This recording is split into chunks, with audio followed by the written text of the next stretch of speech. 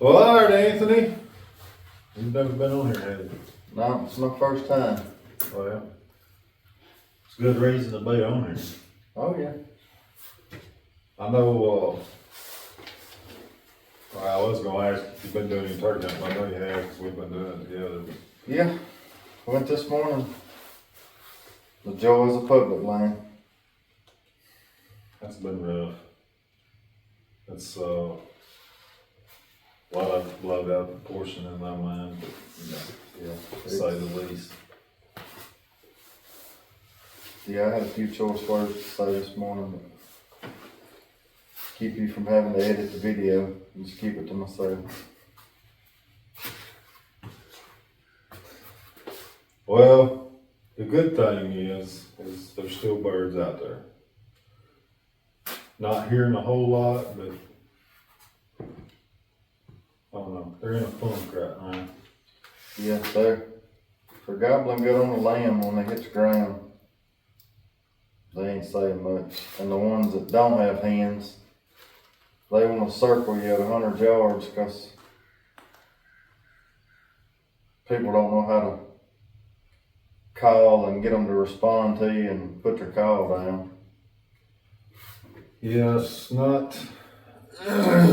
I guess deer hunting's one thing, but when it comes to turkey hunting, you got a lot of people that I don't know if they. I'm not gonna say. Well, you might as well say people that don't know 100% what they're doing, but it's good that they're out there and trying to do it. But a lot of them are doing more harm than they are actually good. The best thing to do is just, what am I looking for? Be, kind, or, don't move in on somebody. Right. Yeah, be courteous. If you see a truck parked, don't drive 100 yards to the next curve and hear the turkey gobbling and expect to be in there by yourself. Yeah. I said I heard 3 different birds gobble this morning and 97 different hens on every ridge coming in around me. If half of them was real hens, it'd be hard to compete with that. Yeah. They'll still be breeding in July. Well, the good thing is well, I say the good thing is it educates them and makes them harder to kill, but in the ones that's patient, eventually better to kill them. I hope so. I feel like, the ones that are gung ho come running in there and act like they're Dave Owens or somebody like that, come bebopping in there and screw everything up in the long run and be patient with it. They're gonna get tired of it eventually of not seeing a turkey. Yeah. So, or that's the way I look at it. I guess you could get mad, you could create some conflict with them and all that, which it's a good thing I wasn't there this morning, because I was my glad patience would run a little thin. the guy I saw this morning, when I got his attention, he finally sat down and, sit there.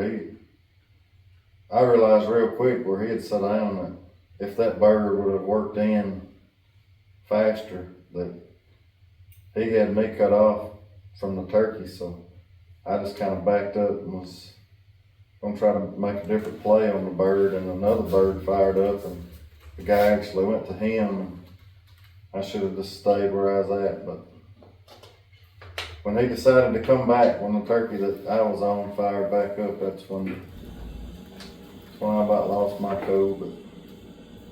But I went home, took a nap.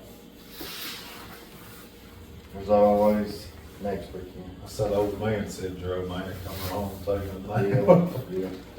A lot of miles in the last 2 weeks. Well, so going kind of on the story of this deer here that you brought to me, before we get on him, while we're on turkey hunting, kind of somewhat of the area, one of the areas that we do turkey hunt. I went in, I really don't even know what time of the year it was, but anyhow, I got on a bird in there. And,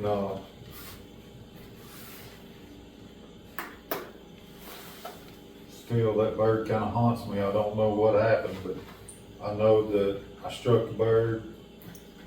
I don't even know what time, it had to be during the week. I don't know if it was a weekend, week, or what, but struck the bird.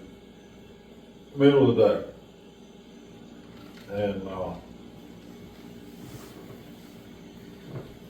it was in somewhat of an opening. And I made a big long leap, got ahead of him, and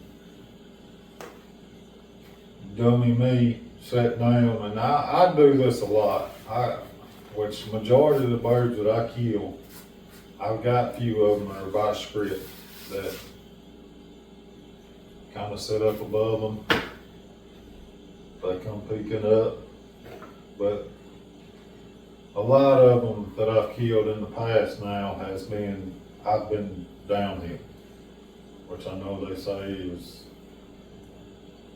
pretty tough to do, not ideal, but for some reason I feel like I've got, I'm not gonna say a strong suit to that. I feel comfortable. I feel like if I can find the right terrain to where I feel like I can see them better as far as them being skylit. Anyhow. It may be better for them because they feel like they've got the advantage, so that could be helping you too. Yeah. They feel safer with all the pressure they're getting. They feel like they've got the advantage, so. Yeah. That could I be never working really to thought your of it. advantage.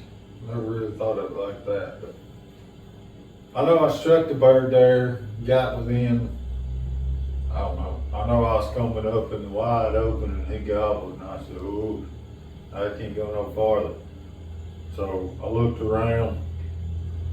It was a god awfulest place to be, but it was tore up with scratches. I took it there, I think it was the next day.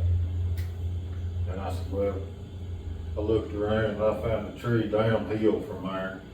I backed down. I made a call and he gobbled one time.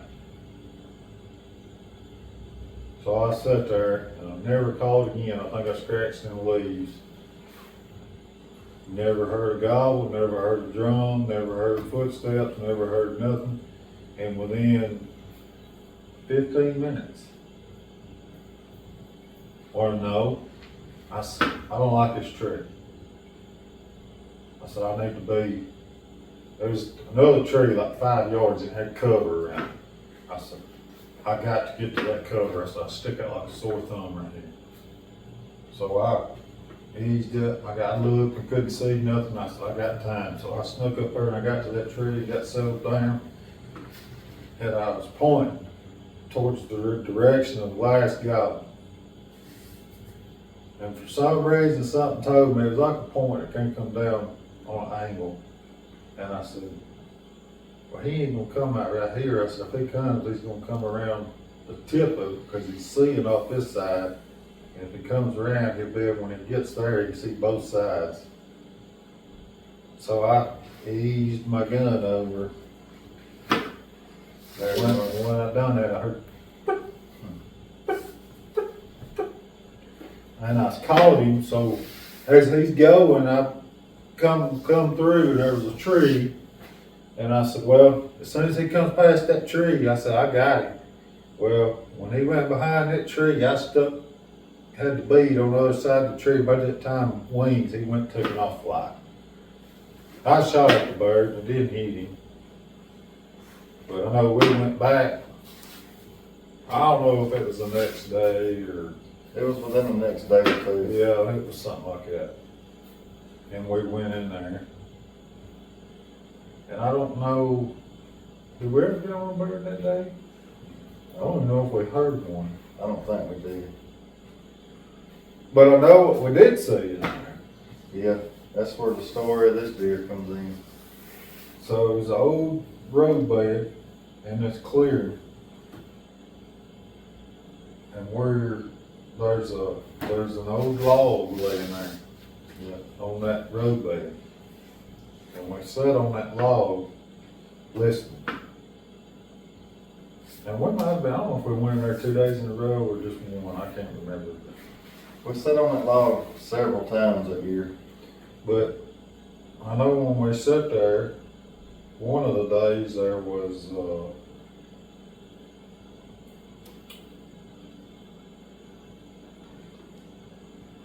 3 or 4 There was does several deer come up and crossed this little bit of clearing that was in there.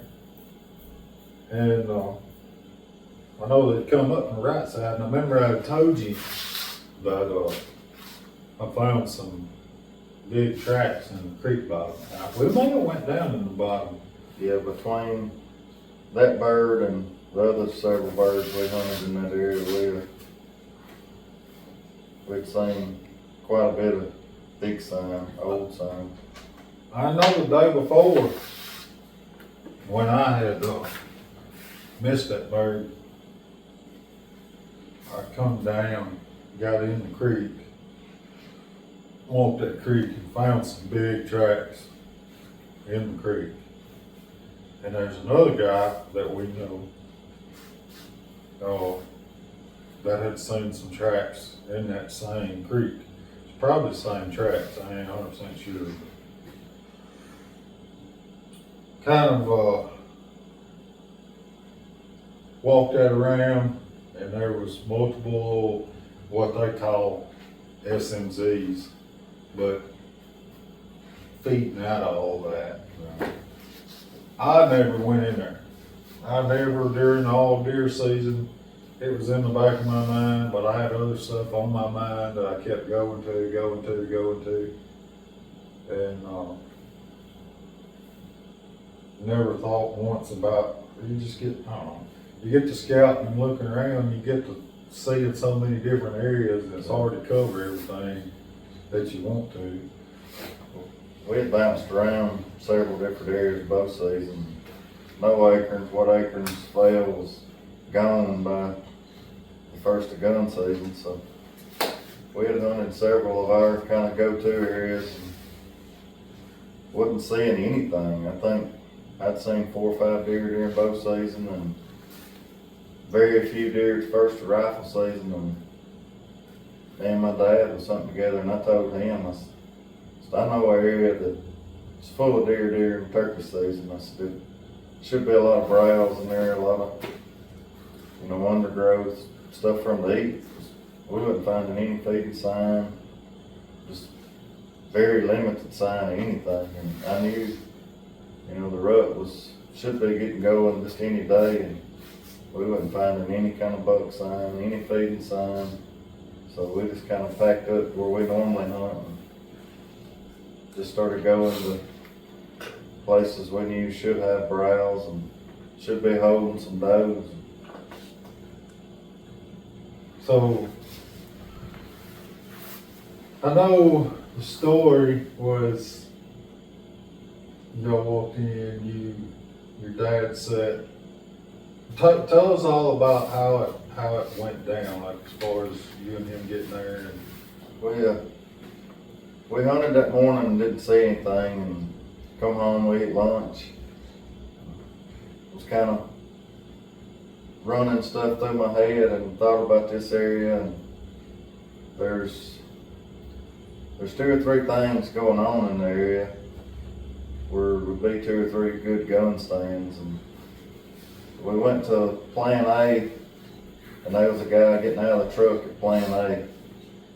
And we went to Plan B. We got out of the truck, we walked, I don't know, half a mile, and Plan B was growed up and you couldn't see, and just a nasty mess.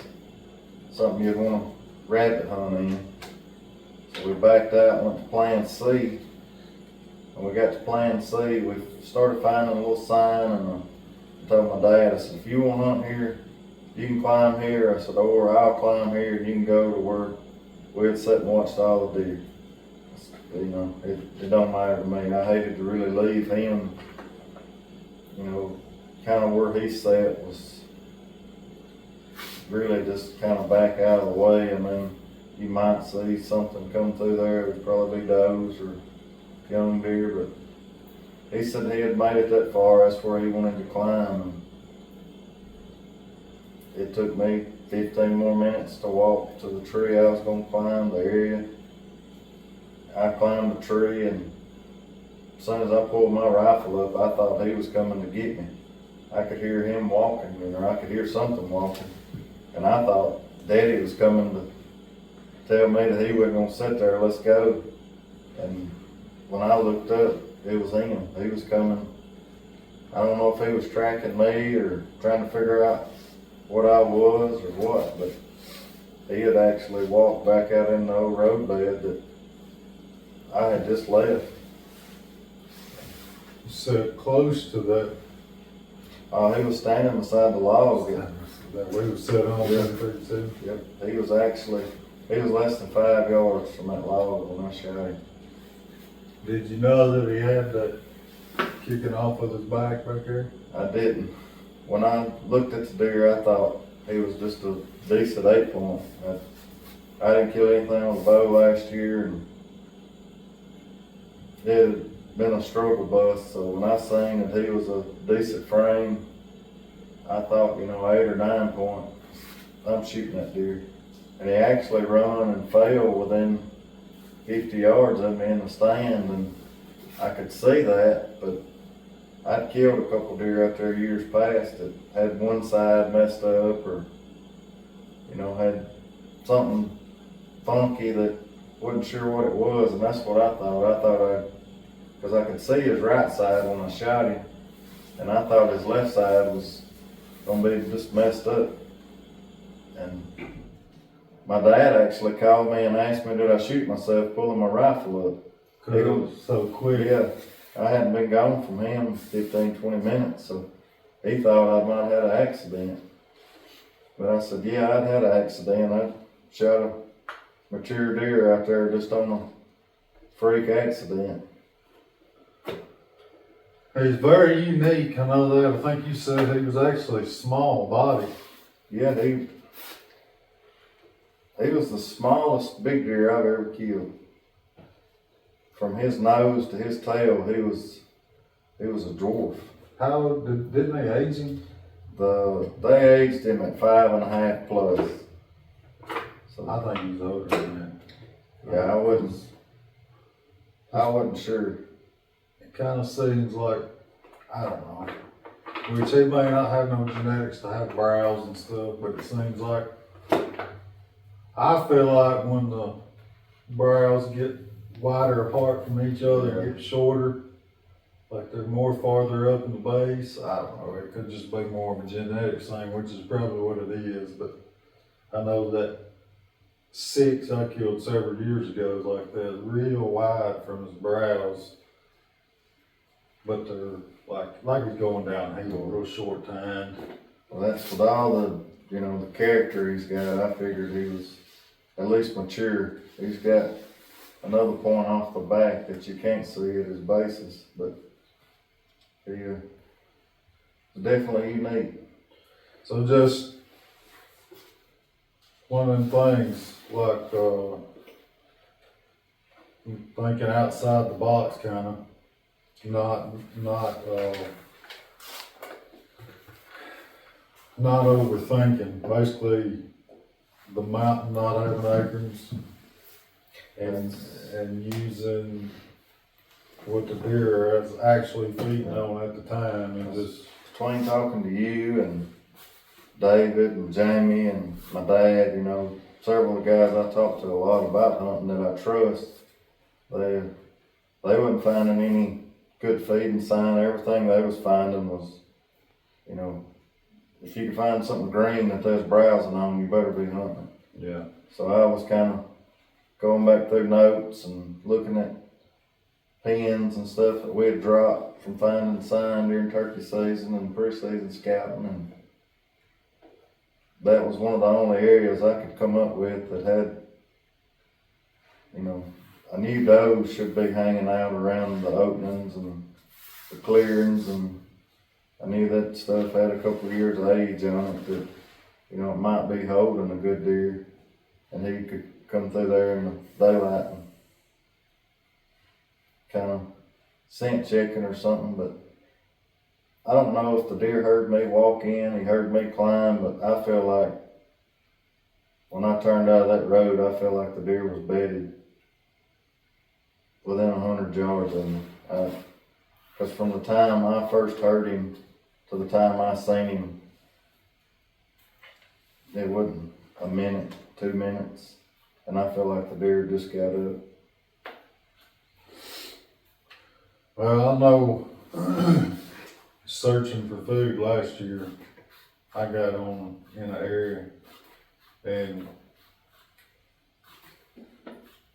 the way the crow flies and stuff, it's, you know, a lot of places that we go and hunt, sometimes them places are hard to get to and take forever to get there and walk and all this, but it's a lot of deer this year, good deer killed right next to roads. Right. And I know I had an opportunity this year on one that there actually wasn't far from the road. Right. Just finding that food that they're eating, which that's a whole nother story as far as me and not recovering that deer, but I'm hoping I can get back in there and they're still mingling around. Maybe. I figured the deer sizes will kind of drop off. It's been tough on them this year. Maybe, but we've also had I feel like we've had an early spring that's greened up really quick, which I think is gonna help them.